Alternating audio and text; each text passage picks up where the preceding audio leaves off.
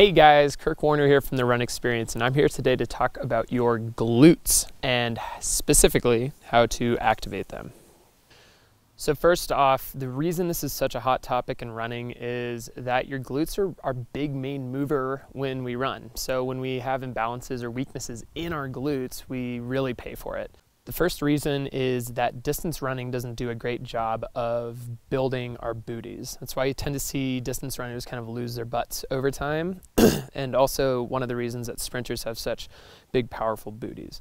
Now, of course, our glutes are active when we're doing distance running, but sprinting is very high power based stuff that will generally lead to really big muscle building style stuff. We're also looking at the other reason, which is that we're in a society where we sit a lot, generally. I do when I'm editing videos and whatnot, so it's one of the things that we have to get through. And sitting is a position where our glutes are stretched, so that kind of seated position for our hip. Our glutes are stretched and they're really inactive, and our body just tends to help us get really good at whatever we do a lot, and if that's sitting and being inactive, we'll get really good at that. So this affects running for obvious reasons. One is that you're going to lose power. The other one, if you have imbalances, you're going to start seeing other sort of compensations occur down the chain, or even sort of in the low back. If you have weak glutes, you'll tend to run with your butt kind of behind you as well, because the hip extension is something that you're missing as well. So we're going to go through today with the help of our friend, the mini band, on how to reactivate the glutes and start to build the strength and awareness and the brain-body connection with your glutes again so you can start running strong.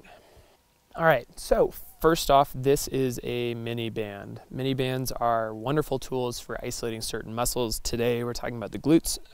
These can be found in most gyms.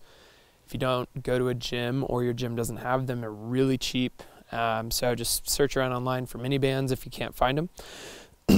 So we're going to start out with a really kind of like basic introduction to how to use the mini band for the glutes, and that is going to be sidestepping. So the position we're going to start in, we're going to put our band up above our knee. Once it's above our knee, we are going to just start our conversation with how to just stand with this. So there's something that the band wants to do here, and that's pull my knees towards each other. Now what that is that's our glutes not firing. Our glutes are in one way a external rotator, so that kind of pushing out away from each other action is something that our glutes are in charge of. So if we want to activate our glutes, we got to keep our knees out. So when you take a step to the side, there shouldn't be any sort of inward bowing of the knees that's just translating to you not really using your glutes very well. So when you take a step, start by pushing your knees out. Take the step and maintain, bring the other one in, out, in, out, in. The other thing we need to think about is that we don't want to turn our feet. Turning the foot open is also a similar equivalent of our femur kind of getting in a different position, and our glutes can't really activate as well when we do that. So we want to keep our feet straight forward when we do this as well. So that's the kind of basic introduction for doing side steps with this. Great place to start is take 20 steps to your left and then 20 steps to your right. Let's go into the next exercise. Next exercise we're going to do is another really common one, which is the glute bridge. The glute bridge can be done without the mini band, but if we want to make it extra special, we're going to use the mini band. So similar position as last time is that we're going to take the mini band, we're going to put it right up above our knees like last time. Our position that we're starting from is on our back. We're going to pull our feet in towards our butt. Hands are going to go down by our side. Now next, that same concept that we were talking about when we did side steps of pushing our knees out is something that we want to do when we do a glute bridge as well. So I want to avoid my knees coming together, and I want to push them outwards as I push my heels into the ground. I get a nice squeeze, and then I come back down. I'd go back up and back down.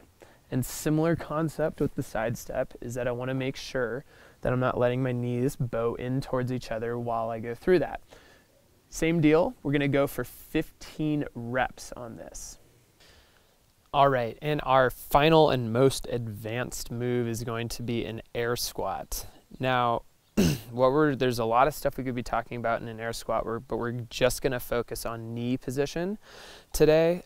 So don't get too caught up in how to do a perfect squat. But if you are someone that does squats, throwing a mini band on is a great thing to add an extra emphasis on glute development. So just general principles of an air squat. I'm going to take my feet right outside my hips. And now, just like we've talked about all day today, is that we're thinking about avoiding our knees coming towards each other. Now, it becomes extra hard when we put the mini band on and when we do a squat. Squats are very high demand in terms of hip flexion and sort of positional awareness. So as we pull ourselves into a squat, you should be able to maintain your knees staying out through the breadth of the movement. Now there's some moments within the squat in terms of range of motion where that might falter.